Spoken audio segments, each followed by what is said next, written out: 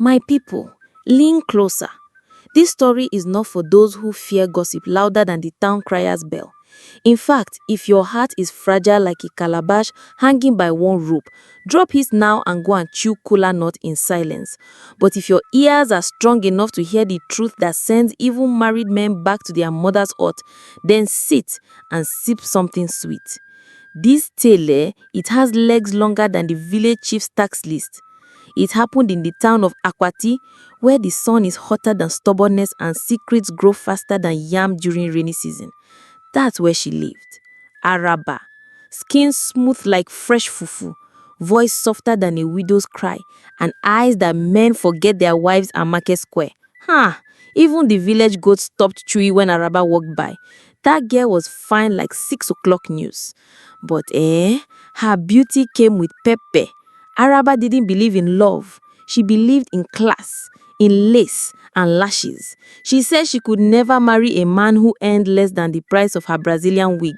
Me, date a shoe shiner, God forbid poverty in Gucci, she used to say, twisting her waist like it was on a runway. But let me tell you what happened when the gods got tired of her mouth.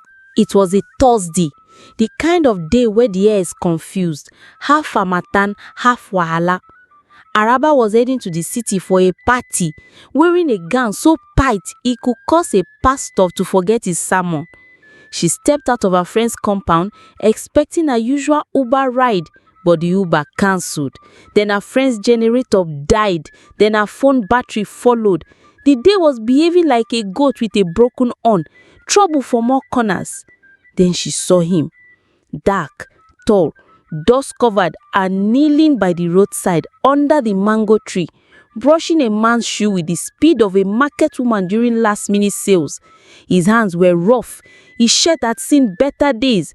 But the way he focused on that shoe, you'd think he was cleaning the king's crown. Araba hissed, "Now people like this, they marry anyhow. Tufi akwa." But my people, fate is like fire. It cooks everyone differently. The sun scorched hotter and she had no ride.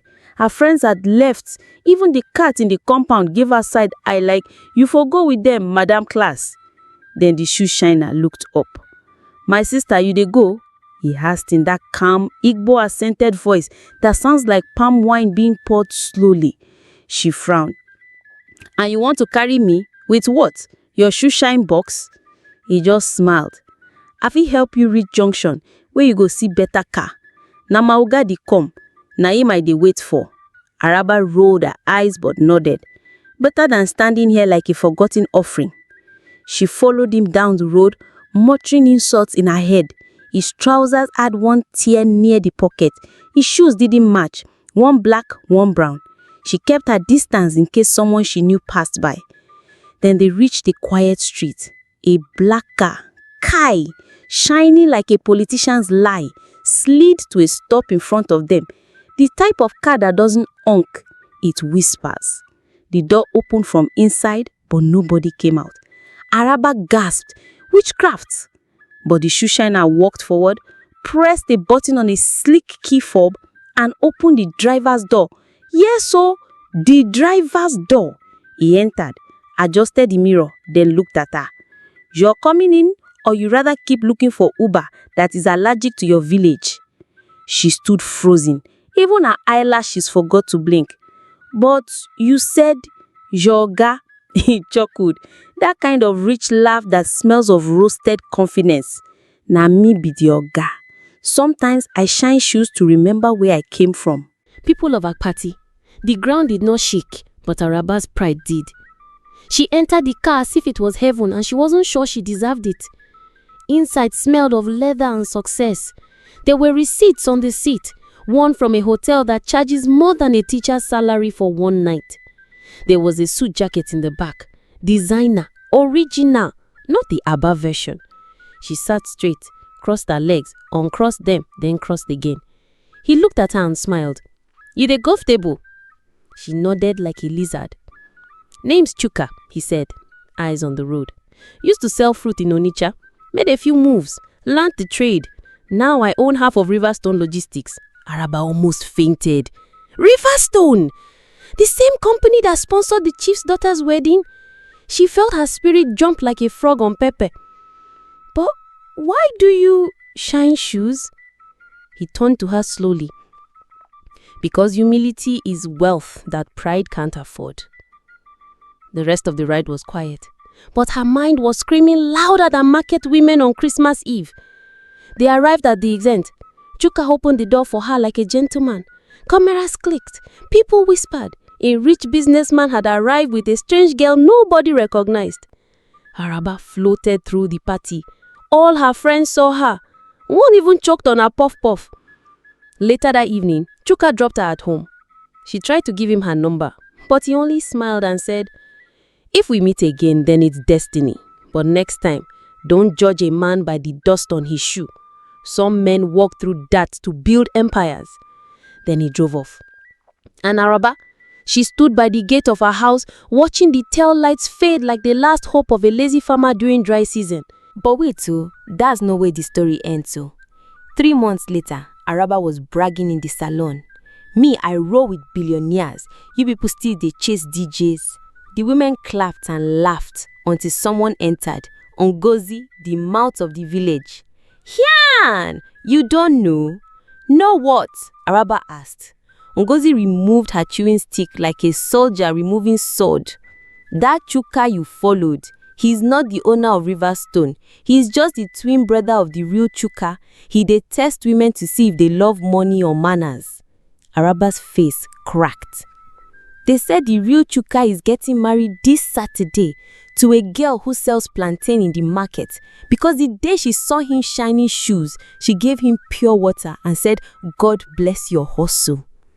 My people, even the mirror in that salon broke from shock. As for Araba, she still wears heels, but now she looks twice at the gatekeeper before she enters any mansion. And when she hears the sound of a shoe brush, she remembers the man who opened the door and closed her chapter. But wait, they say she showed up at the wedding uninvited, wearing black like a widow with unfinished business. What happened there? That one. Yes, Araba showed up at the wedding, dressed in black like someone attending a funeral that hadn't started. But it was not her color that shook the villagers. It was what she carried. Not a gift, not an apology, a baby bomb. The market square buzzed like a disturbed beehive. Women pressed their ears to the church window. Men scratched their heads like louse had returned. Even the church cat paused to stare. Pregnant for who? Who touched her? But she was just single last month. And guess what? She headed straight for the front row, where Chuka stood, dashing, dignified, dressed in a custom tuxedo that smelled of generational wealth. And beside him, the bride, the humble plantain seller, Ngozi, glowing like a new moon. Araba didn't blink. She pointed at Chuka.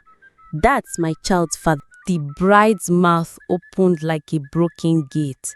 The chief priest dropped his Bible. Even the masquerade at the back removed his mask to see clearly. You see, a wedding in Abati is not complete until Scandal shows up wearing high heels. But Chuka, that man didn't flinch. He took a slow step forward, then spoke. "Araba, you are lying." "Wahala, and I'm dressed in full regalia. You think I came here to play?" Araba shouted. "You think I woke up this morning, wore black, carried this stomach to come and act Nollywood?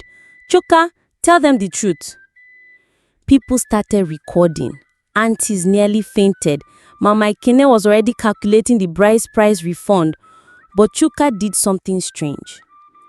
He stepped down from the altar, reached into his pocket, and brought out a red bead bracelet. He raised it up and said, "Does anyone here know what this means?" Now, if you don't know, let me explain before your ignorance embarrasses your ancestors. That red bracelet with the little cowrie in the middle, that is Mbanu's oath token, an ancient charm from the hills of Nsukka, only used by the Ndura Brotherhood, a secret group of Igbo twins separated at birth and raised in disguise to protect family fortunes from greedy spirits. Yes, Chuka is not just a rich man. He's part of a twin bloodline so secret, even their shadows don't work together. And now, here is where it gets spicy like pepper soup on the dry tongue.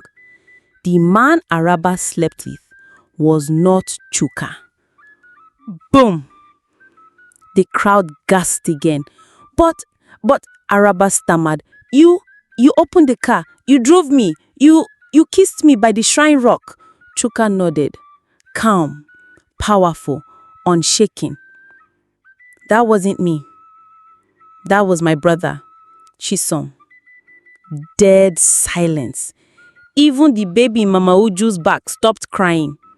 My twin, Chuka explained. We look the same, sound the same, but our hearts very different. And that's when the sky began to rumble, because in that moment, Chisom appeared from behind the crowd in a torn shirt, dusty, smiling, chewing cola nuts like a man who just lit a match near gunpowder. I never knew she'd show up here, bro, he said. I was just having fun. She fell too fast. And well, accidents happen. That's when the bride stepped forward. Ngozi, the plantain seller with eyes like rain clouds. She looked at Araba, then at Chuka, then back at Araba. Is the child really his twins? Araba whispered, Yes. Then Ngozi asked, Then why are you here? Is it not Chisom you should be marrying? Silence. Araba's lips quivered. She said because Chisom vanished, and I thought if I show up, maybe you'll forgive me. Ngozi turned to Chuka. Let her stay, but don't let her destroy this. And with that, the bride hugged her enemy, while the villagers clapped louder than thunder on New Year's Eve. But wait, that's not the twist. As everyone celebrated reconciliation, as the choir began singing again, one voice cut through the air like a cutlass through dry cassava, a voice that froze even the wind. Nobody is marrying anybody until I speak. It was an old man, bent, bearded, eyes like dry charcoal. He held up a small leather pouch. I am the father of Chuka and Chisom, and the secret I carry will make your legs weak. Everyone sat, even those without chairs. He turned to Chuka. My son, you think Chisom is your twin? Chuka replied, Yes. The old man laughed. He is not your twin brother. The earth went still. He is your half. His mother was the maid I slept with. I hid the child, gave him to a river priest. I feared scandal. But the gods punished me because Chisom found his way back. Araba dropped to her knees. Chisom turned away ashamed. Ngozi looked at the old man like she was seeing a ghost. And then the pouch fell from the old man's hand. Inside, a small gold ring. It belonged to Araba's late father, the same father she never met. The crowd began to murmur. The chief priest leaned forward. Old man, what are you saying? The old man wiped his face and said, Chisom is also Araba's brother. Even the trees bent in shock. Araba screamed. Ngozi fainted. Chisom fell to the ground, grabbing his head. And Chuka stood up slowly, then whispered, The blood has spoken. My people, what do you do when the man who kissed you is your brother? What do you do when your pride leads you into forbidden waters? And most of all, what do you do when the child you carry might carry a curse? But my people, not all blood speaks the truth. Some blood, it whispers lies while smiling in public. As the villagers scattered like rice from a broken calabash, one person stood frozen. Mama Uju. the old midwife who delivered half the village, blind in one eye but sharp in memory. She stepped forward, lifted her wrapper like a queen in mourning and shouted, "Everybody shut up! I remember." Silence swept the crowd like early harmattan. "I was there," Mama Oju said, pointing her trembling finger at the old man. "You brought twins to me that night, but not Chuka and Chisom. No, it was Chisom and another girl." Head spun. "A girl?" "Yes," she said. "A newborn girl who had a small birthmark shaped like a river wave behind her left ear." The crowd turned slowly towards Araba. Someone pulled her head back. There it was, the mark, wavy, blue, clear as day. "Ayame!" Mama Oju dropped the final thunder. "Chisom and Araba are the real twins." "Then who is Chuka?" someone whispered. Entered Chief Okoro, the richest elder in Akpati, always watching, never talking. He stepped forward in silence. "I have kept quiet for too long," he said. "Chuka is my son." Bah! Even the goat tied to the palm tree said, "Eh!" "I paid the river priest to raise him far away, to protect him from village enemies who wanted to poison my bloodline. But it's time the world knew." So let me break it down for you. Chisom and Araba are real twins. Chuka is not related to either of them. The old man, just a vessel for confusion. And the child in Araba's womb, that's where it gets deeper than the village well. Because as Mama Uju stepped closer, her hands began to shake. "No," she said, eyes wide. "This isn't an ordinary pregnancy. This child doesn't belong to this world." A wind blew, cold, sharp, silent. The pot in the shrine shattered on its own. The leaves turned inside out, and the pregnant belly of Araba began to glow with a soft golden hue. The chief priest fell flat. The choir took off running. Even the bride price wine soured in the cup. Then Araba's voice changed. Not loud, not soft, but divine. "I carry the child of the river, chosen by the spirits, marked by destiny. He shall rise, but only if no man claims him." Suddenly, a bright bird flew out of her mouth, yes, her mouth, and disappeared into the sky. Everyone dropped to their knees. Chisom crawled to her. "I'm sorry," he wept. "I didn't know." Araba, calm now, looked at him. "You didn't choose me. Destiny did. You opened the car door, but I walked into my fate." And with that, she vanished, gone, like mist at dawn. No footsteps, no scream, no shadow, just silence. Till today, people still whisper that the child she carried now walks as a river breeze, blessing some, cursing others. And as for the village of Akpati, they banned mirrors, they banned lace downs, and they banned weddings during rainy season.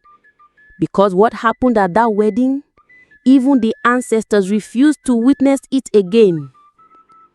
If you ever meet a woman with a river mark behind her ear, Don't look twice. Don't speak first. And never open the car door without knowing who you are driving. If you enjoyed this story, please hit the like button, subscribe, and share it with your friends. Someone out there might need to hear it. Thank you so much for watching. I truly appreciate your time and support. See you in the next story.